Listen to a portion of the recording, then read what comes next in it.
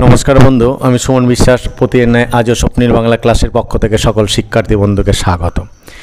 দেখো বন্ধু, যেভাবে আমি বর্ণানুক্রমিক বাংলা, সংস্কৃত এবং ইংরেজি গ্রন্থের সংক্ষিপ্ত আলোচনার ক্লাস শুরু করেছিলাম, আজও সেই ধারাটা বজায় রাখবো। সেদিক থেকে আজ আমার দন্তস্ব বর্ণ নির্মিত প্রথম ক্লাস, আর টোটাল 82 নম্বর ক্লাস।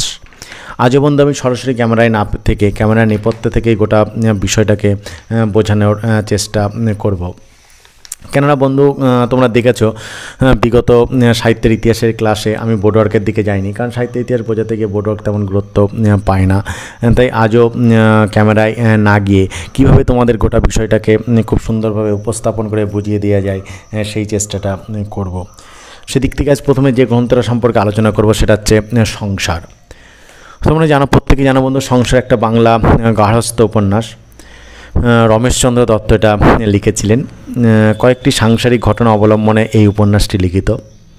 এখানে পরিশেষে বিধবার বিবাহ দেওয়া হয়েছে এবং বিধবা বিবাহের অনুকূলে এই পুস্তক লেখা।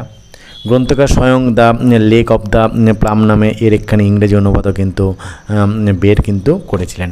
ফলে এখান থেকে যদি প্রশ্ন দেয় যে সংসার উপন্যাসটা কার লেখা, রমেশচন্দ্র দত্ত, এর ইংরেজি অনুবাদ নাম কি, দ্য লেক অফ দ্য পাম, বা যদি বলি ইংরেজি অনুবাদটা কী করেছিলেন, তখন উত্তরের স্বয়ং লেখক রমেশচন্দ্র দত্ত। তারপরে রয়েছে আরেকটা বিখ্যাত গ্রন্থ সংহিতা। তোমরা জানো বন্ধু, সংহিতা একটা সংস্কৃত ধর্মশাস্ত্র বঙ্গানুবাদ, এটা মানে অনুবাদ গ্রন্থ। পঞ্চরণ তর্করত্ন কর্তৃক এটা কিন্তু অনুদিত হয়েছিল। এখানে অত্রি, বিষ্ণু, হারিত, যাজ্ঞবল্ক্য, উষণা, অঙ্গিরা, যম, আপস্তম্ভ, সম্বর্ত, কাত্যায়ন, বৃহস্পতি, পরাশর, ব্যাস, শঙ্খ, লিখিত, দক্ষ, গৌতম, শাতাতপ ও বশিষ্ঠ, এই কয়েকটি সংহিতা কিন্তু এখানে রয়েছে। প্রত্যেকটা সংহিতা সম্পর্কে বন্ধু আমি তোমাদের আলোচনা করব। প্রথমেই আলোচনা করব অত্রি সংহিতা সম্পর্কে। এই অত্রি সংহিতার বক্তা মহর্ষি অত্রি এবং শ্রোতা মুনিগণ। এখানে ব্রাহ্মণ ক্ষত্রিয়াদির কার্য নিরূপণ, রাজকার্য, সমমাদি, প্রায়শ্চিত্ত, অশৌচ, ব্রত, ভক্কাভক্ষ ও ভোজন পাত্র নিরূপণ, দানের মাহাত্ম্য, জলের শুদ্ধাশুদ্ধ বিচার প্রভৃতি বিষয় সম্পন্ন এখানে কিন্তু তুলে ধরা হয়েছে। এরপরে রয়েছে বিষ্ণু সংহিতা। এর বক্তা কিন্তু স্বয়ং বিষ্ণু, শ্রোতা পৃথিবী। এখানে ব্রাহ্মণাদি বর্ণ চতুষ্টয়ের কার্যাকার্য, রাজনীতি, রাজদণ্ড নিরূপণ, ঋণ গ্রহণ ও পরিশোধ, সাক্ষী, অগ্নি পরীক্ষা, জল পরীক্ষা, বিষ পরীক্ষা, কোষ পরীক্ষা, দ্বাদশ বিষপুত্রের বিবরণ, ধনবিভাগ, প্রেতকৃত্য, অসৌচ দ্রব্যের শুদ্ধাশুদ্ধি নির্ণয়, ভার্যা নিরূপণ, স্ত্রী ধর্ম, দশবিধ সংস্কার, অধ্যয়নের নিয়ম, গুরু নিরূপণ, পাপ ও নরক কথন, প্রায়শ্চিত্ত, পতিত নিরূপণ, গৃহস্থের কর্তব্যাকর্ত, ভক্কাভক্ষ নির্ণয়, শ্রাদ্ধবিধি, দান মাহাত্ম্য প্রভৃতি বিষয়সমূহ কিন্তু কথিত হয়েছে। তারপর হচ্ছে হারিত সংহিতা। এর বক্তা হারিত এবং শ্রোতা মুনিগণ। এখানে ধর্মাশ্রম ধর্ম নিরূপিত কিন্তু হয়েছে। তারপরে রয়েছে হারিত সংহিতার পরে রয়েছে যাজ্ঞবল্ক্য সংহিতা। এর বক্তা যাজ্ঞবল্ক্য এবং শ্রোতা মুনিগণ। এখানে চার বর্ণ ও চর্যাশ্রমের কার্যাকার্য, রাজবিধি, তারপর হচ্ছে প্রতিভূকরণ, ঋণদান, সাক্ষী নিরূপণ, দায়ভাগ, সীমা নিরূপণ, রাজদণ্ড নিরূপণ, স্থিতকৃত্য ও অশৌচবিধি, আপদ্ধর্ম, বানপ্রস্থাশ্রমীর কর্তব্য, ধ্যানাদি নির্ণয়, প্রায়শ্চিত্ত প্রভৃতি বিষয় কিন্তু এখানে আলোচিত হয়েছে। এরপরে হচ্ছে উষণ সংহিতা। এর বক্তা উষণা এবং শ্রোতা মুনিগণ। এতে চাতুর্বর্ণের কর্তব্য, শৌচ নিরূপণ, অধ্যয়ন কাল, তারপরে ভোজনবিধি, শ্রাদ্ধবিধি, অশৌচকাল কথন, পেটকার্য, পাপানুরূপ, প্রায়শ্চিত্ত, এই সকল বিষয় কথিত হয়েছে। তারপরে আছে অঙ্গির সংহিতা। এখানে চারি বর্ণের কার্যানুযায়ী প্রায়শ্চিত্তের বিধান কথিত হয়েছে। যম সংহিতা, এতে পাতকানুযায়ী প্রায়শ্চিত্ত বিধি কীর্তিত হয়েছে। আপত্যম্ব সংহিতা, এর বক্তা আপত্যম্ব এবং শ্রোতা ঋষিবৃন্দ। এখানে আপৎকালে বা অজ্ঞানতাবশত কৃত পাপের প্রায়শ্চিত্ত নিরূপিত হয়েছে। তারপরে রয়েছে সংবর্ত সংহিতা, এর বক্তা সম্বর্ত এবং শ্রোতা মুনিগণ। এখানে মানবের স্থির সাধন কর্ম, অর্থাৎ মানব কীভাবে শুদ্ধ চিত্ত হয়ে উন্নতি লাভ করতে পারে তদ্বিষয়ক প্রায়শ্চিত্ত বিধি কীর্তিত হয়েছে। তবে পর্ণমাঝে বন্ধুদের একটা কথা বলে রাখি যে শিক্ষাকে সকলের দুয়ারে দুয়ারে পৌঁছে দেওয়া পুণ্যের কাজ। তাই এখনও পর্যন্ত যারা তোমাদের প্রিয় স্বপ্নিল বাংলা চ্যানেলটাকে সাবস্ক্রাইব করনি তারা সাবস্ক্রাইব করে পাশে থাকা বেল আইকনটাকে প্রেস করে দিও সবার আগে সমস্ত ভিডিওর আপডেট পেতে। এরপরে আছে কাত্যায়ন সংহিতা। এখানে নিত্যকার্য, শ্রাদ্ধবিধি, সান্নিকের হোমবিধি, সান্ধ্যোপাসনা, পঞ্চযজ্ঞ, বলিবৈশ্য, অমাবস্যা শ্রাদ্ধ, অন্ত্যেষ্টিক্রিয়া, প্রাতশ্রাদ্ধ প্রভৃতি বিষয়সমূহ নির্দিষ্ট হয়েছে। তারপরে আছে বৃহস্পতি সংহিতা, এর বক্তা বৃহস্পতি এবং শ্রোতা ইন্দ্র। এতে দানের মাহাত্ম্য কীর্তিত হয়েছে। তারপরে আছে পরাশর সংহিতা, এর বক্তা মহর্ষি পরাশর এবং শ্রোতা মুনিগণ। এখানে কলিযুগে চারি বর্ণ এবং চারি আশ্রমের কার্যাকার্য, অসৌচবিধি, বিবাহবিধি, পাপ মুক্তির উপায়, দ্রব্য শুদ্ধি, গোপালন এবং গোপ্রায়শ্চিত্ত, অগম্যা গমন প্রায়শ্চিত্ত, অভক্কা ভক্ষণ প্রায়শ্চিত্ত প্রভৃতি বিষয়সমূহ কথিত হয়েছে। তারপরে হচ্ছে ব্যাস সংহিতা, এর বক্তা মহামুনি বেদব্যাস এবং শ্রোতা মুনিগণ। এখানে সংস্কার বিধি, মানবের নিত্য কর্তব্য, কর্ম, দানের ফল নিরূপণ এই সকল বিষয় বিধিবদ্ধ হয়েছে। তারপরে আছে শঙ্খ সংহিতা, এখানে চারি বর্ণের কার্যাকার্য, দশবিধ সংস্কার, অতিথি সৎকার, ব্রহ্মচর্য, আচমন বিধি, মন্ত্র নিরূপণ, তর্পণ, স্থানভেদে দানের ফলাধিক্য, অশৌচ বিধি, দ্রব্য শুদ্ধি, ব্রত নিরূপণ প্রভৃতি বিষয়সমূহ কথিত হয়েছে।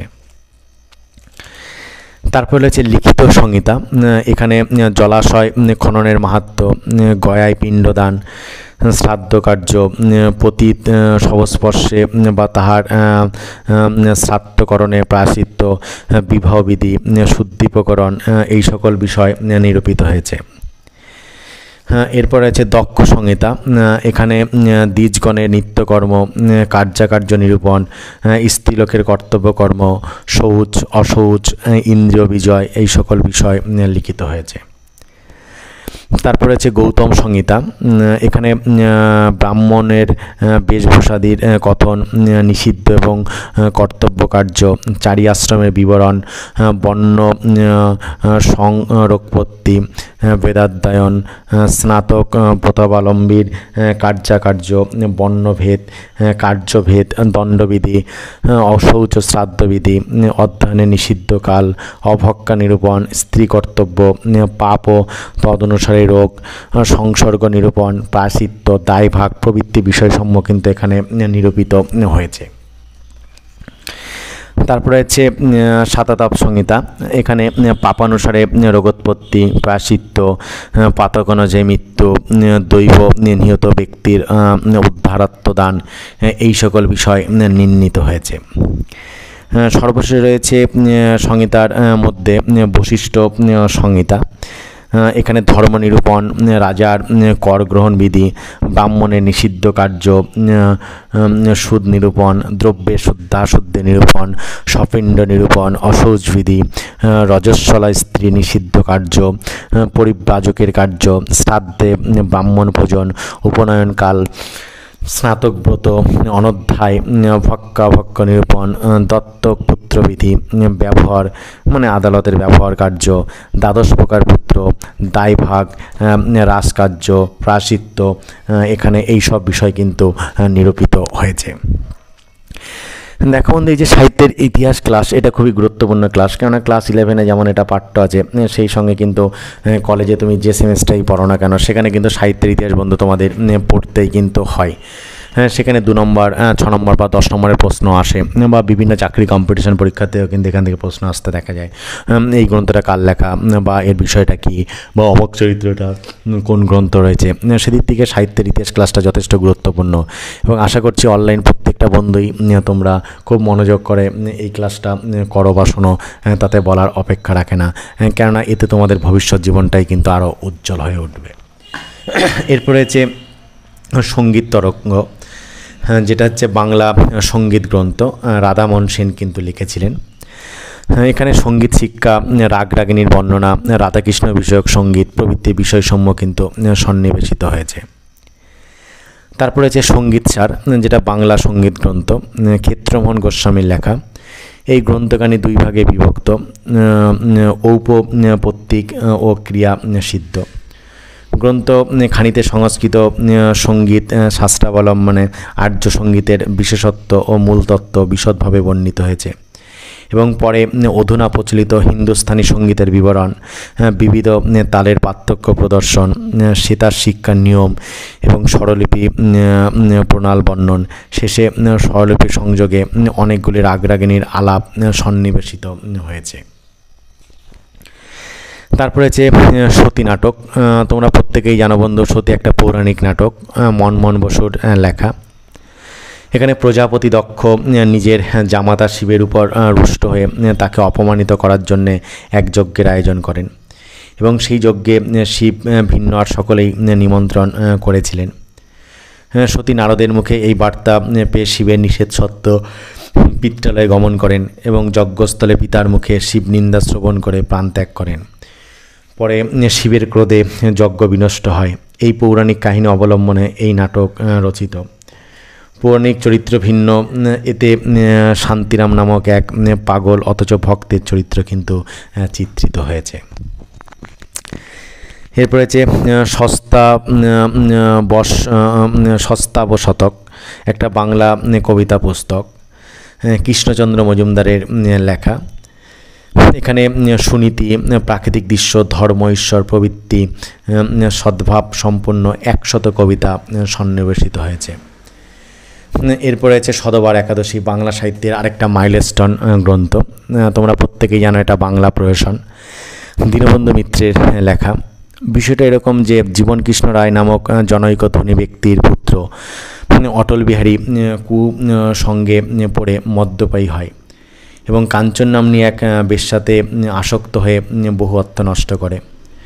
অটল রূপগুণ সম্পন্ন পত্নী কুমুদিনীর দিকে ফিরেও তাকায় না। নিমচাঁদ দত্ত তার প্রধান সঙ্গী ছিলেন। নিমচাঁদ ইংরেজি ভাষায় সুশিক্ষিত, কিন্তু মাতালের অগ্রগণ্য। নিমচাঁদের ইংরেজিতে পাণ্ডিত্য দেখে অটল বিহারী তার ভক্ত হয়ে পড়ে। অটলের পিতা এবং খুড়শ্বশুর গোকুলবাবু অটলের চরিত্র সংশোধনের জন্য অনেক চেষ্টা করেন, কিন্তু অটলের মাতার আদরেই তার সকল যত্ন চেষ্টা বিফল হয়ে যায়। আত্মহত্যা করার ভয় দেখে অটল মায়ের নিকট থেকে বাড়িতে বৈঠকখানায় কাঞ্চনকে আনার অনুমতি পায়। একদিন কাঞ্চন নকুলেশ্বর বাবুর বাগানে গিয়েছিল। নিমচাঁদের মুখে এটা শুনে অটল উন্মত্ত অবস্থায় কাঞ্চনের সম্মুখে গলায় দড়ি দিয়ে আত্মহত্যা করতে যায়। অটলের মাতা এটা শুনে ছুটে আসে এবং পুত্রকে কাঞ্চনের হাতে সমর্পণ করে। অটলের বাড়িতে একদিন মেয়ে মজলিস হয়। গোকুলবাবুর স্ত্রী অনঙ্গমঞ্জুরি সেখানে উপস্থিত হয়েছিলেন। অটল বিহারী তাকে বৈঠকখানায় আনার ইচ্ছায় এক হিজড়েকে নিযুক্ত করে এবং তাকে একটি চেনধারিণী রমণীকে চিনিয়ে দেয়। পরে নিজে মোগল বেশ ধারণ করে বৈঠকখানায় অপেক্ষা করে। পরিবেশনকালে অনঙ্গমঞ্জুরি নিজের চেন ছড়াটি কুমুদিনীকে পড়তে দেন। হিজড়া অনঙ্গমঞ্জুরি ভ্রমে কুমুদিনীকে এই বৈঠকখানায় নিয়ে আসে। অটলের পিতৃব্য রামধন রায় এই সংবাদ পেয়ে বৈঠকখানায় এসে মোগলবেশী অটলকে এবং পার্শ্বের কক্ষে লুকায়িত নিমচাঁদকে বিলক্ষণ মারধর করে। বঙ্কিমচন্দ্র বলেন, সদবার একাদশীর যেমন অসাধারণ গুণ আছে তেমনি অসাধারণ দোষও আছে। এই প্রহসন বিশুদ্ধ রুচির অনুমোদিত নহে। এর প্রায় সকল নায়ক নায়িকাগুলি জীবিত ব্যক্তির প্রতিকৃতি। তদ্বর্ণিত ঘটনাগুলির মধ্যে কেদংশ প্রকৃত কিন্তু ঘটনা। এটাই ছিল কিন্তু সধবার একাদশী, দীনবন্ধু মিত্রের লেখা একটা বাংলা প্রহসন। দেখো বন্ধু, আমরা সাধারণত জানি একাদশী পালন করে বিধবারা, কিন্তু এখানে নাট্যকার দেখাতে চেয়েছেন যে স্বামী বেঁচে থাকা সত্ত্বেও কীভাবে বউকে বিধবার মতন জীবনযাপন করতে হয়, তাকে সধবা অবস্থাতেই যেন একাদশী পালন করতে হয়, কারণ স্বামী মারা যাওয়ার পরেই তৎকালীন যুগে একাদশী পালন করার রীতি ছিল। সেদিক থেকে